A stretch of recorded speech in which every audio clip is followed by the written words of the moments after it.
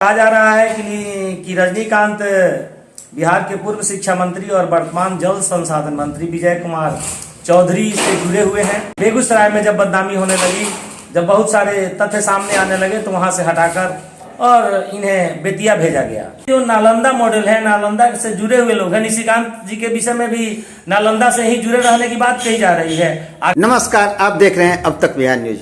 आज हमारे साथ बड़ी अधिवक्ता और राजद के प्रदेश महासचिव डॉक्टर विनोद प्रसाद यादव जी हैं। सर, बेतिया के डीईओ के यहाँ छापेमारी में 4 करोड़ कैश बरामद हुआ है। 200 करोड़ से ऊपर की संपत्ति की संभावना है। इसमें कहा जा रहा है कि दिल्ली, राजस्थान, बेतिया, समस्तीपुर, दरभंगा में अकूत संपत्ति अर्जित की है। ये संपत्ति आया कहाँ से? सत्ता के संरक्षण के बिना इतना बड़ा भ्रष्टाचार कोई पदाधिकारी नहीं कर सकता है। जिसका पलंग, जिसके बिछावन नोटों से भरे हुए हो, इस तरह की स्थिति वहाँ देखी गई है। और जहाँ तक संपत्ति का सवाल है तो न सिर्फ बिहार में बल्कि बिहार के बाहर, दिल्ली में, बंगलोर में, जयपुर में या अन्य शहरों में भी जांच की बात कही जा रही है कि वहाँ जांच चल रही है। सब जगह से इंफॉर्मेशन कलेक्ट किया जाएगा।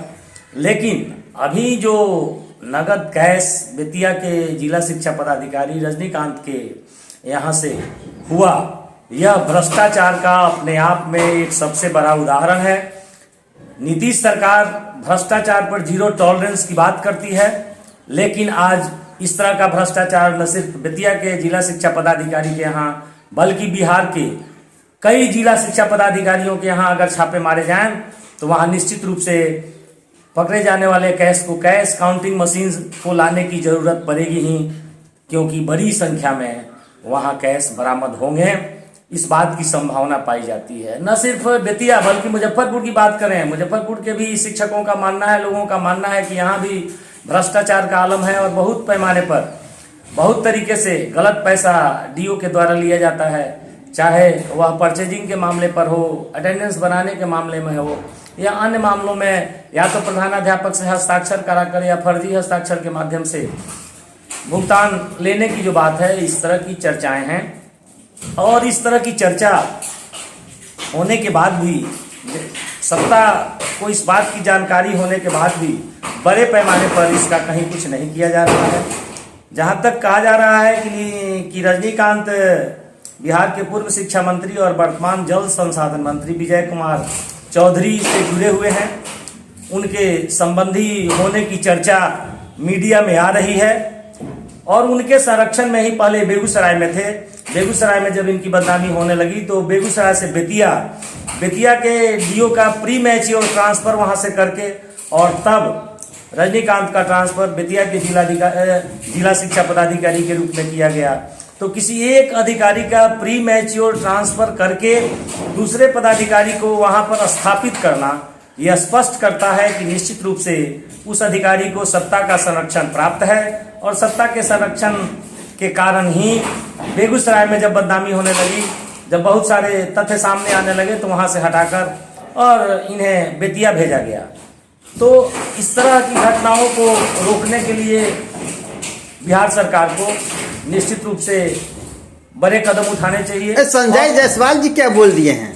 संजय जायसवाल जी जो वहाँ के सांसद हैं, उनके द्वारा भी इस मामला को उठाया गया, लेकिन उन्हें इस बात का डर था कि चूंकि ये आदमी विजय कुमार चौधरी से जुड़ा हुआ और विजय कुमार चौधरी बिहार के मुख्यमंत्री से जुड़े हुए हैं, इसलिए इनके खिलाफ उठाए गए मुद्दों पर क्या होगा नहीं होगा, मुद्दा तो उन्होंने उठाया, लेकिन वो टाइम फिस हो गया। जबकि वे भाजपा से जुड़े हुए लोग हैं, भाजपा भी सत्ता में साझेदार है।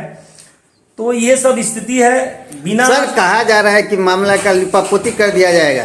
जिस तरह से सुस्ती तरीके से ये जांच हो रही है, और डीईओ के मामले में कहा गया है, जो चर्चा में है कि टीचरों से ट्रांसफर पोस्टिंग में 80,000 रुपया, अटेंडेंस बनाने में 50,000 रुपया की उगाही करते थे। ये क्या लगता है आपको? जहाँ तक मामला के लिपापोती का सवाल आपने उठाया है, तो यह बहुत स्पष्ट है कि बिहार सरकार के द्वारा जो जांच एजेंसी है, जो कैश बरामद किया है, उसके द्वारा किस रूप में इस मुद्दे को क्रिमिनल ऑफेंस के रूप में या किस रूप में उठाया जा रहा है। केवल घर से नाजायज धन बरामदी का मामला है या एक सरकारी अधिकारी के द्वारा अपने इनकम टैक्स रिटर्न में तो इंफॉर्मेशन दिया गया कि हमारी वार्षिक आमदनी ये है और जो कैश बरामद किया गया है उसमें ये डिस्प्रोपोर्शनेट संपत्ति का जो मामला है, इस तरह का केस अगर लाया जाता है तो शायद इस केस में ज़्यादा कुछ सही तथ्य सामने उभर के आएगा। सस्पेंड कर दिया गया है वहाँ के जिला शिक्षा पदाधिकारी को, बट कानून की नज़र में suspension is not punishment. Bihar सरकार अक्सर जिन पदाधिकारियों को संरक्षण देना होता है तत्काल जनता का ध्यान वहां से हटाने के लिए सस्पेंड कर देती है। लोग समझते हैं कि सस्पेंशन हो गया, उसे एक दंड मिल गया, लेकिन कानून के नज़र में सस्पेंशन इज नॉट पनिशमेंट। यह एक अस्थायी बात है। फिर कुछ दिनों के बाद सस्पेंशन को खत्म करके उसे कहीं न कहीं पदस्थापित कर दिया जाता है और वह सेवा में आ जाता है। लेकिन कानूनी प्रक्रिया उसके खिलाफ विजिलेंस के द्वारा, जो विजिलेंस एक्ट है उसमें किन प्रावधानों के तहत उस पर मामला उठाया जा रहा है, इस पर डिपेंड करता है। क्योंकि इसी तरह के मामले में दूसरे लोग जेलों में हैं, सीबीआई और ईडी के द्वारा इसका विरोध किया जाता है और बरसों बरसों तक जेल में है। लेकिन इस तरह की घटनाएं और भी हुई। गिरिराज सिंह के यहाँ कैश बरामद हुआ था, उसका क्या हुआ? आज तक कहीं कुछ नहीं हुआ।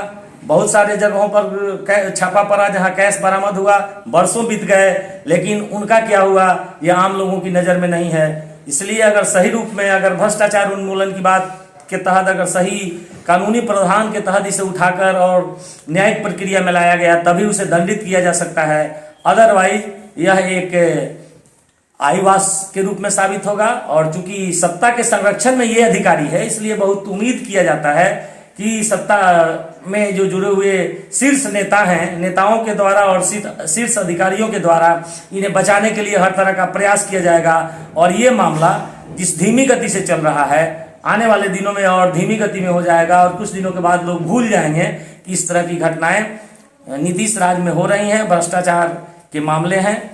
और ये अधिकारी फिर आप देखेंगे कि कुछ वर्षों के बाद कहीं न कहीं पदस्थापित होगा। शिक्षा मंत्री कल बोले हैं कि मैंने तो सस्पेंड कर दिया। मैंने कहा ना कि शिक्षा मंत्री ने सस्पेंशन की बात किया है। मैंने कहा कि कानून की नज़र में suspension is not punishment. Suspension जो है वह कोई दंड नहीं है। यह अस्थायी रूप से लोगों को दिखाने के लिए तत्काल वहां से हटा के और काम करने से रोक दिया जाना ही सस्पेंशन कहलाता है। और फिर कुछ दिनों के बाद, जांच के बाद या किसी नाम पर उसे दूसरे जगह फिर पदस्थापित कर दिया जाता है। तो ये आईवास है कि सस्पेंड कर दिया गया है। सस्पेंशन और डिसमिसल की बात कर देने से केवल न्यायिक प्रक्रिया में लाकर उसे दंडित करने का प्रयास किया जाना चाहिए। जो करोड़ों करोड़ का ये जो नालंदा मॉडल है, नालंदा से जुड़े हुए लोग हैं, निशिकांत जी के विषय में भी नालंदा से ही जुड़े रहने की बात कही जा रही है। आखिर नालंदा से ही जुड़े रहने वाले पदाधिकारी इतना हिम्मत कैसे बटोर लेते हैं कि इतने बड़े पैमाने पर भ्रष्टाचार की बात सोच रहे हैं, जबकि मुख्यमंत्री भ्रष्टाचार के मामले में जीरो टॉलरेंस की बात करते हैं।